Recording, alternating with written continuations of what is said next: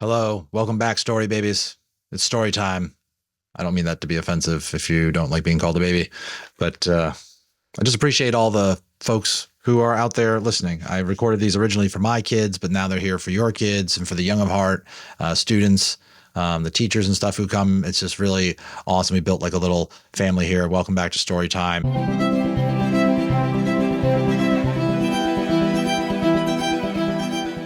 We're at the very serious part of a pretty serious book, The Giver, but a totally engrossing book about an alternate future where feelings are ultimately suppressed on every level in society in the name of the greater good. And we've seen some benefits of that, but we've also seen a whole bunch of terrible drawbacks and things that we realize that to be human is to feel, and to feel is to have all the other baggage that we have to deal with as humans in society and humanity, right? But we're going to keep figuring out more of the greater lessons as we steam through the very end of the book here. That's just some of the feelings I think we've all had from these chapters up to this point. So without further preamble, let's continue on with chapter 21 and find out again how Jonas and the Giver are going to plan to do something about all this and help the society maybe get some of their memories and some of their feelings back.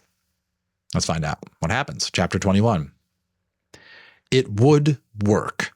They could make it work, Jonas told himself again and again throughout the day.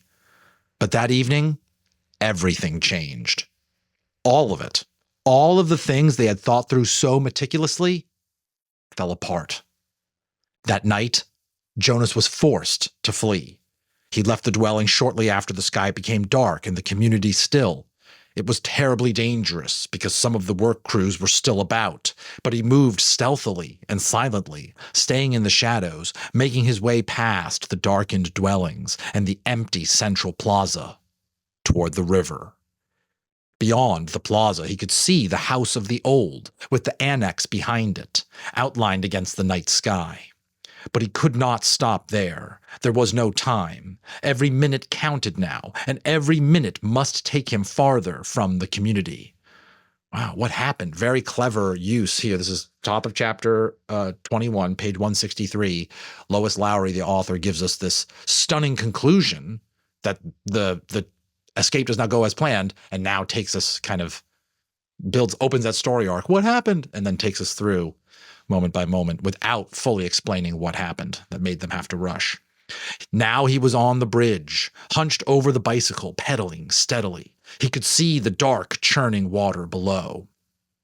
He felt, surprisingly, no fear, nor any regret at leaving the community behind. But he felt a very deep sadness that he had left his closest friend behind. He knew that in the danger of his escape, he must be absolutely silent. But with his heart and mind, he called back and hoped that with his capacity for hearing beyond, the Giver would know that Jonas had said goodbye. It had happened at the evening meal. Here we go. The family unit was eating together as always, Lily chattering away, mother and father making their customary comments and lies, Jonas knew, about the day. Nearby, Gabriel played happily on the floor, babbling his baby talk, looking with glee now and then toward Jonas, obviously delighted to have him back after the unexpected night away from the dwelling. Father glanced toward the toddler. "Enjoy it, little guy. This is your last night as visitor." "What do you mean?" Jonas asked him. Father sighed with disappointment. Well, you know he wasn't here when you got home this morning because we had him stay overnight at the nurturing center. It seemed like a good opportunity, with you gone, to give it a try. He'd been sleeping so soundly." "Didn't it go well?" Mother asked sympathetically. Father gave a rueful laugh. "That's an understatement. It was a disaster. He cried all night, apparently. The night crew couldn't handle it. They were really frazzled by the time I got to work." "Gabe, you naughty thing," Lily said with a scolding little cluck towards the grinning toddler on the floor. "So," Father went on, "we obviously had to make the decision. Even I voted for Gabriel's release when we had the meeting this afternoon." Jonas put down his fork and stared at his father. "Release?" he asked. Father nodded. We certainly gave it our best try, didn't we? Yes, we did, Mother agreed emphatically. Oh, yes, emphatically. Lily nodded in agreement too, because she doesn't know. Maybe the wife doesn't even know. The mother. Jonas worked at keeping his voice absolutely calm. When? He asked. When will he be released? First thing tomorrow morning. We have to start our preparations for the naming ceremony, so we thought we'd get this taken care of right away. It's bye-bye to you, Gabe, in the morning, Father had said in his sweet sing-song voice. Jonas, now it's back to the escape. Jonas reached the opposite side of the river, stopped briefly, and looked back. The community where his entire life had been lived lay behind him now, sleeping. At dawn, the orderly, disciplined life he had always known would continue again without him. The life where nothing was ever unexpected, or inconvenient, or unusual. The life without color, pain, or past. Powerful, powerful summary of what has been revealed to us chapter by chapter by the author Lois Lowry. This is page 165 that I have in my copy. Let's do it again. The community where his entire life had been lived lay behind him now sleeping. At dawn, the orderly, disciplined life he had always known would continue again without him.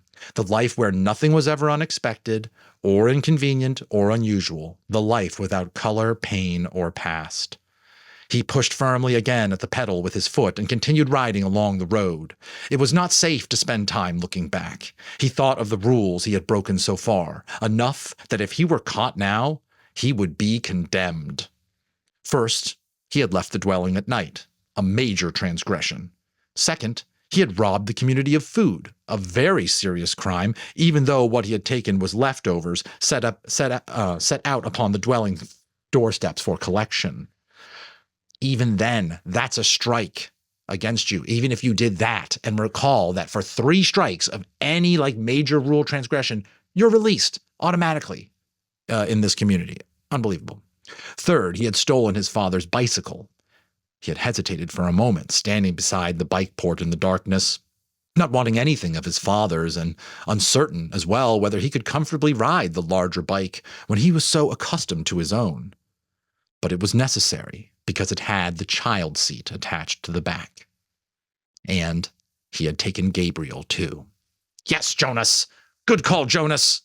Let's get Gabriel out of here. He could feel the little head nudge his back, bouncing gently against him as he rode. Don't you feel a little bit better now? I feel a little bit better for Jonas that he has this company and this sort of mission with Gabriel at his back, even though it's thrown every other part of the plan out of whack. Bouncing gently against him as he rode, Gabriel was sleeping soundly, strapped into the seat. Before he had left the dwelling, he had laid his hands firmly on Gabe's back and transmuted to him the most soothing memory he could. What would that be, you think? What type of memory would that be? Let's see. A slow, swinging hammock under palm trees on an island someplace at evening with a rhythmic sound of languid water lapping hypnotically against a beach nearby. As the memory seeped from him into the new child, he could feel Gabe's sleep ease and deepen. So cool. There had been no stir at all when Jonas lifted him from the crib and placed him gently into the molded seat. He knew that he had the remaining hours of night before they would be aware of his escape, so he rode hard, steadily, willing himself not to tire as the minutes and the miles passed. There had been no time to receive the memories he and the giver had counted on, of strength and courage, so he relied on what he had and hoped it would be enough. He circled the outlying communities, their dwellings dark. Gradually, you know what I mean? Of course they're dark. Nobody stays up past curfew. Nobody is out who's not supposed to be out, who's not expected to be out. It's unbelievable, that concept, that it is so uniform and predicted and regimented that, of course, out of the hundreds of homes he's probably riding by, they are all uniformly and disciplined to be asleep and dark. Psh. Wow. their dwellings dark. Gradual, and I'll stop the interruptions. It's just an exciting part of the story, is it not? It's a concluding part of the story. You can feel it. So good time to reflect and jump in, I feel.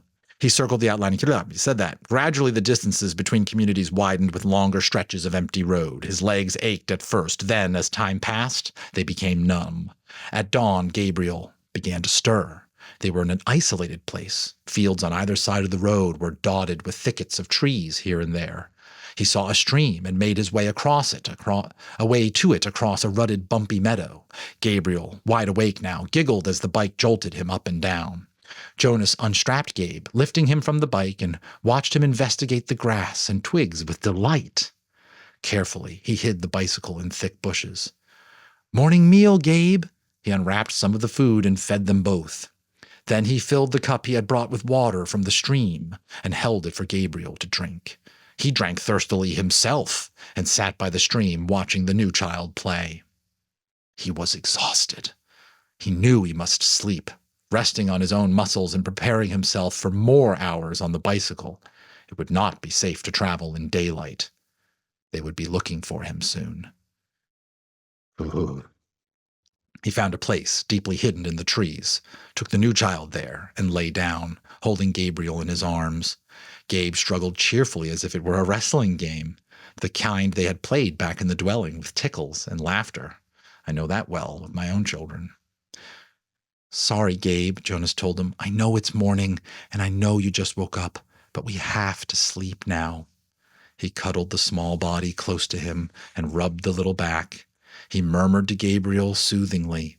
Then he pressed his hands firmly and transmitted a memory of deep, contented exhaustion. Gabriel's head nodded after a moment and fell against Jonas's chest. Cool! Again, powerful. Together, the fugitives slept through the first dangerous day. There's a ... marking sort of a scene change, right? The most terrifying thing was the plains. By now, days had passed. Jonas no longer knew how many. The journey had become automatic. Sleep by day, hidden in underbrush and trees, the finding of water, the careful divisions of scraps of food, augmented by what he could find in the fields, and the endless, endless miles on the bicycle by night. His leg muscles were taut now. They ached when he settled himself to sleep. But they were stronger, and he stopped now less often to rest. Sometimes he paused and lifted Gabriel down for a brief bit of exercise, running down the road or through a field together in the dark. But always, when he returned, strapped the uncomplaining toddler into the seat again and remounted. His legs were ready.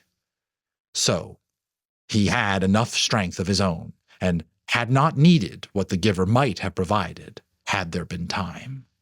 But when the plains came, he wished that he could have received the courage. He knew they were search planes. They flew so low that they woke him with the noise of their engines, and sometimes looking out and up fearfully from the hiding places, he could almost see the faces of the searchers. He knew that they could not see color, and that their flesh, as well as Gabriel's light golden curls, would be no more than smears of gray against the colorless foliage. But he remembered from his science and technology studies at school that the search planes used heat-seeking devices. I was thinking that, weren't you? You know, this is still an advanced society. Heat-seeking devices that could identify body warmth and would come in and would home in on two humans huddled in shrubbery. So, always, when he heard the aircraft sound, he reached to Gabriel and transmitted memories of snow, keeping some for himself. Together they became cold, and when the planes were gone, they would shiver, holding each other, until sleep came again. Sometimes, urging the memories into Gabriel, Jonas felt that they were more shallow, a little weaker than they had been. It was what he had hoped, and that he and the giver had planned, that as he moved away from the community, he would shed the memories and leave them behind for the people. But now, when he needed them, when the planes came, he tried hard to cling to what he still had of cold, and to use it for their survival. Usually the aircraft came by day, when they were hiding, But he was alert at night, too, on the road, always listening intently for the sound of engines. Even Gabriel listened and would call out, "Plane, plane," sometimes before Jonas had heard the terrifying noise. When the aircraft searchers came, as they did occasionally during the night as they rode, Jonas sped to the nearest tree or bush, dropped to the ground, and made himself and Gabriel cold. But it was sometimes a frighteningly close call. As he pedaled through the nights, through isolated landscape now, with the communities far behind and no sign of human habitation around him or ahead, he was constantly vigilant, looking for the nearest hiding place should the sound of engines come. But the frequency of the planes diminished. They came less often, and flew, when they did come, less slowly, as if the search had become haphazard and no longer hopeful.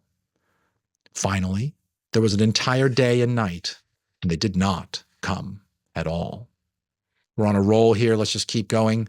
We're approaching the end. We're in the middle of this chase scene. Let's move ahead to chapter 22. Now, the landscape was changing. It was a subtle change, hard to identify at first. The road was narrower and bumpy, apparently no longer tended by road crews. It was harder suddenly to balance on the bike as the front wheel wobbled over stones and ruts.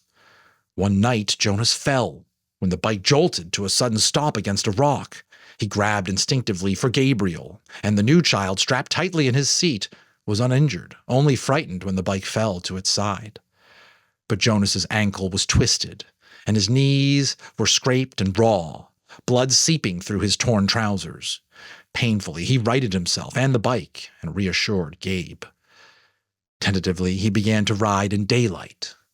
He had forgotten the fear of the searchers, who seemed to have diminished into the past. But now there were new fears. The unfamiliar landscape held hidden, unknown perils. Trees became more numerous, and the forests beside the road were dark and thick with mystery. Ooh. They saw streams more frequently now and stopped often to drink. Jonas carefully washed his injured knees, wincing as he rubbed at the raw flesh. The constant ache of his swollen ankle was eased when he soaked it occasionally in the cold water and rushed through roadside gullies.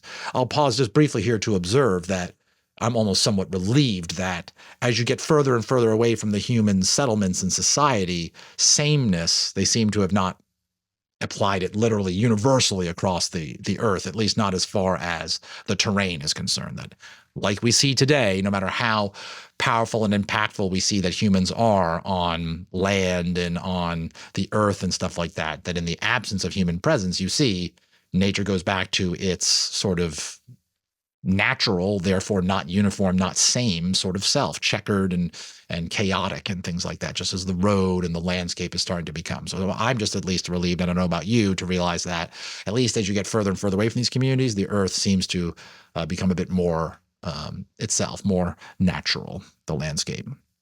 There's still places like that, if not large places, maybe. We'll see. Yes, I was watched constant negative. Okay.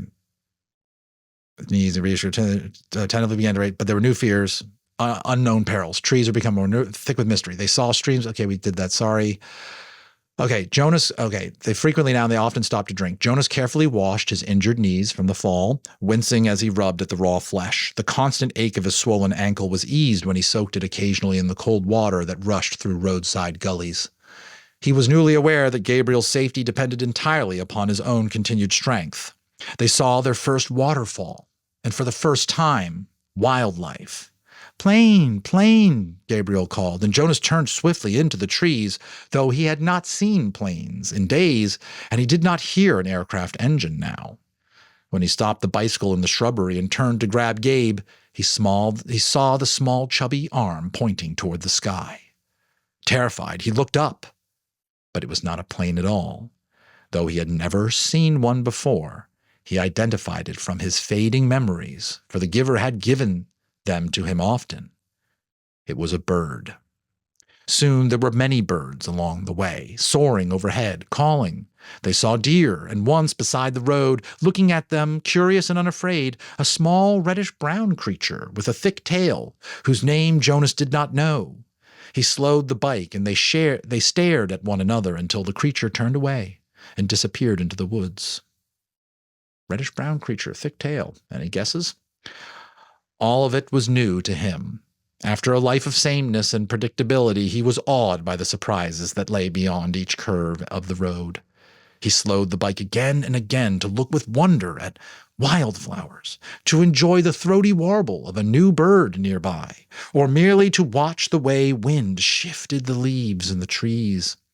During his 12 years in the community, wow, stark reminder, he's only 12 doing this, he had never felt such simple moments of exquisite happiness.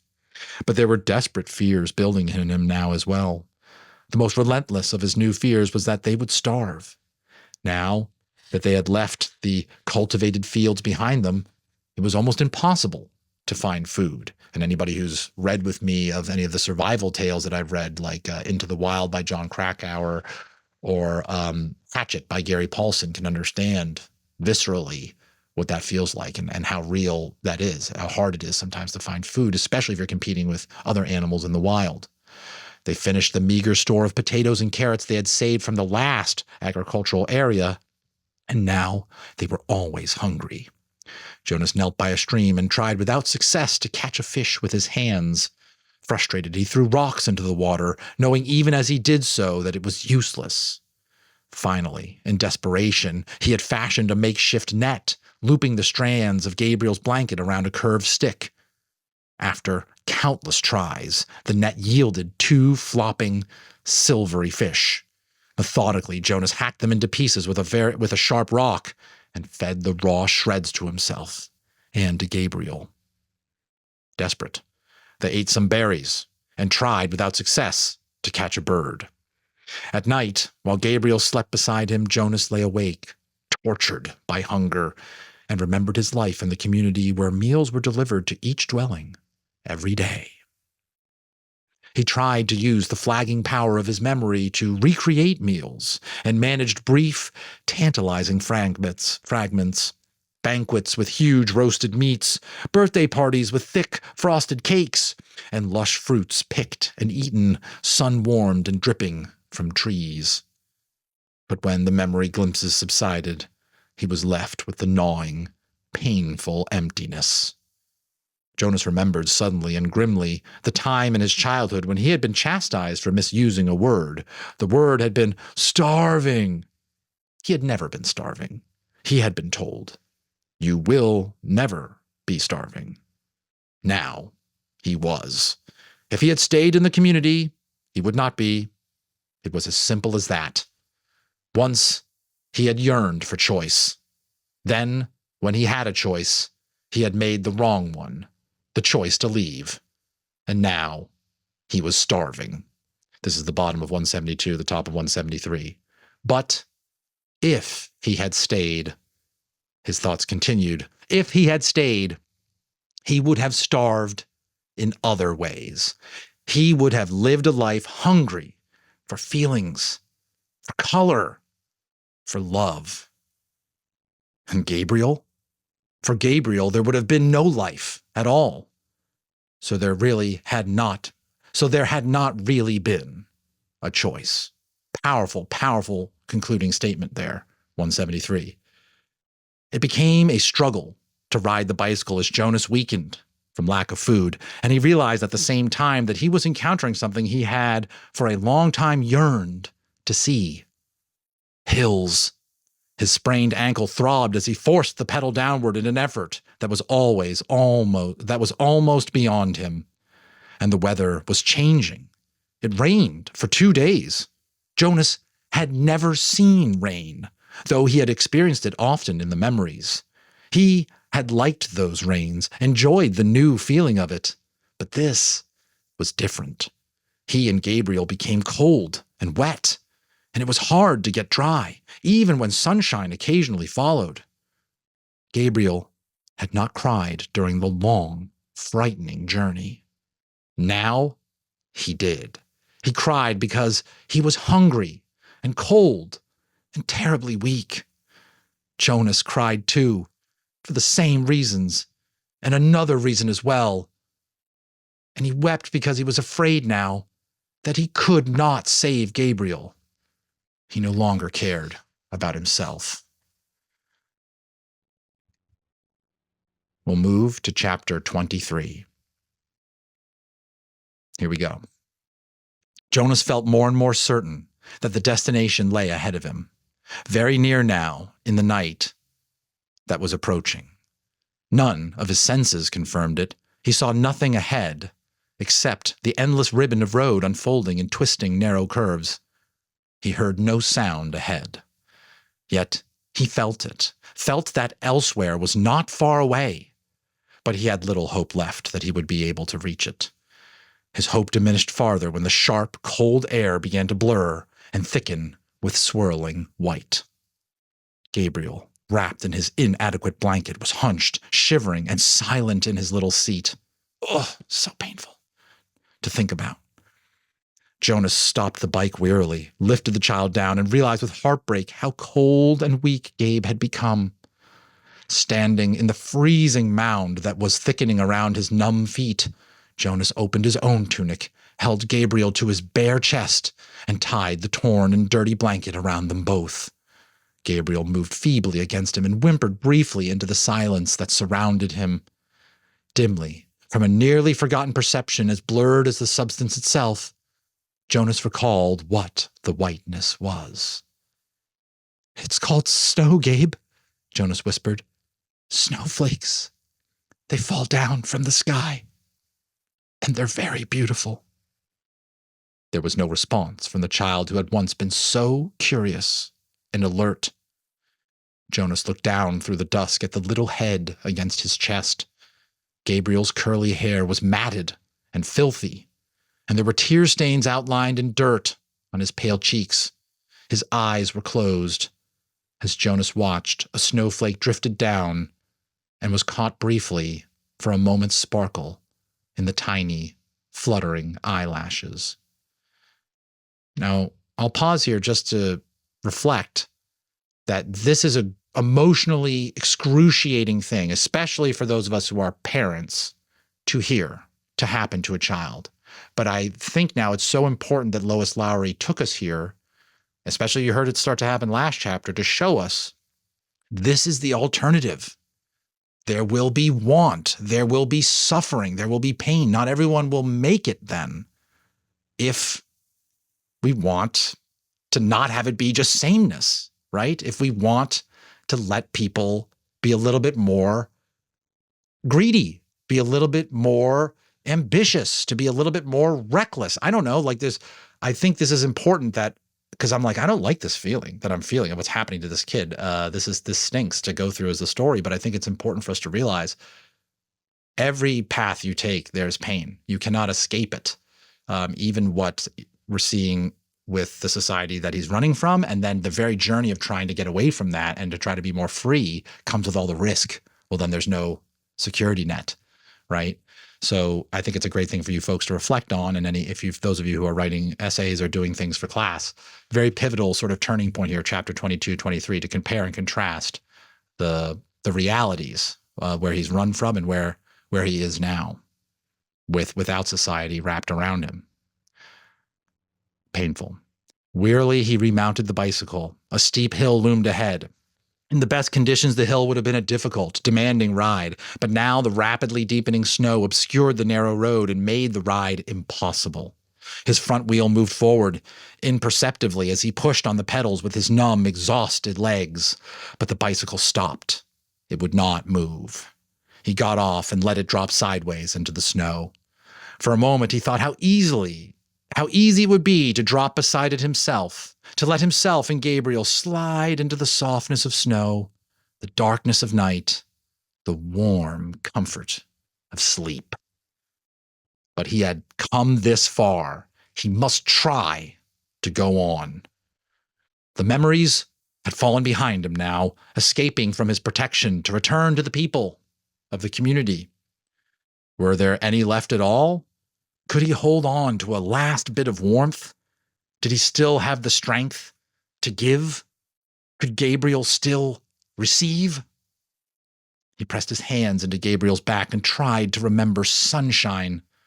And for a moment it seemed that nothing came to him, that his power was completely gone. Then it flickered suddenly, and he felt tiny tongues of heat begin to creep across and into his frozen feet and legs. He felt his face begin to glow and the tense, cold skin of his arms and hands relax.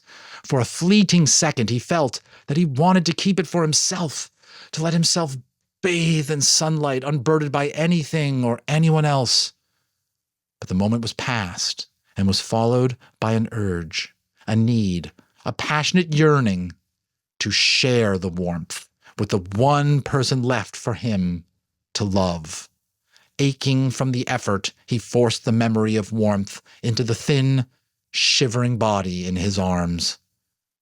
Gabrielle stirred. For a moment, they both were bathed in warmth and renewed strength as they stood hugging each other in the blinding snow. Jonas began to walk up the hill. The memory was agonizingly brief. He had trudged no more than a few yards through the night when it was gone, and they were cold again. But his mind was alert now. Warming himself ever so briefly had shaken away the lethargy and resignation and restored his will to live, will to survive. Sorry, it wasn't live, it was survive. He began to walk faster on feet that he could no longer feel, but the hill was treacherously steep. He was impeded by the snow and his own lack of strength. He didn't make it very far before he stumbled and fell forward. On his knees, unable to rise, Jonas tried a second time. His consciousness grasped at a wisp of another warm memory.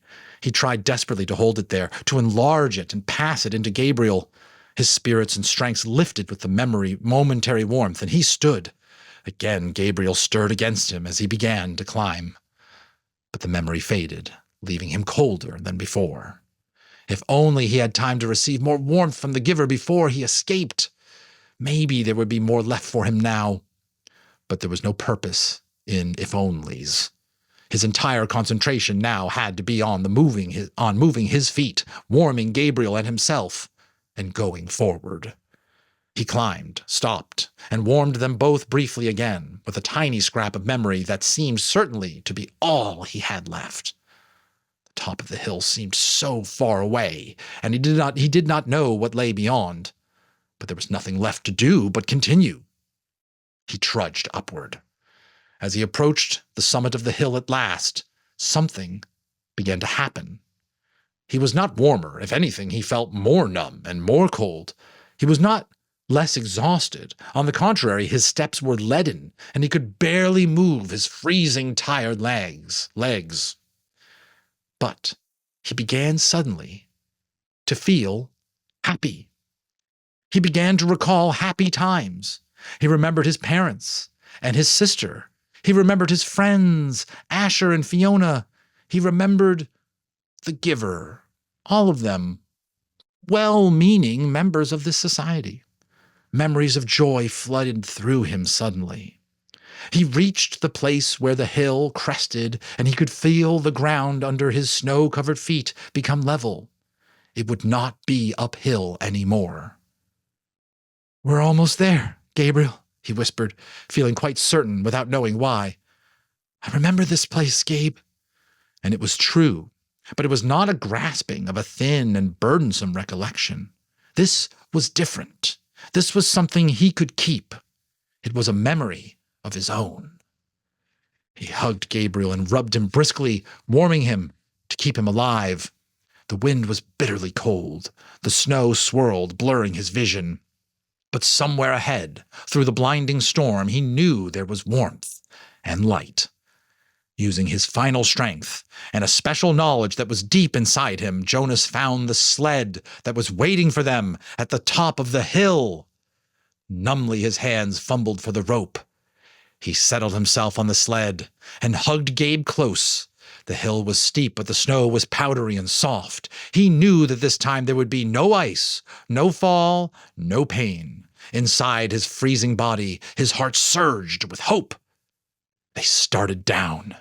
Jonas felt himself losing consciousness, and with his whole being willed himself to stay upright, up top the sled, clutching Gabrielle and keeping him safe. The runners sliced through the snow, and the wind whipped at his face as they sped in a straight line through an incision that seemed to lead to the final destination, the place that he had always felt was waiting, the elsewhere that held their future and their past. He forced his eyes open as they went downward, downward, sliding, and all at once he could see lights, and he recognized them now. He knew they were shining through the windows of rooms, that they were red, blue, and yellow lights that twinkled from trees and places where families created and kept memories, where they celebrated love. Downward, downward, faster and faster. Suddenly he was aware with certainty and joy that below, ahead, they were waiting for him, and that they were waiting too for the baby. For the first time, he heard something that he knew to be music.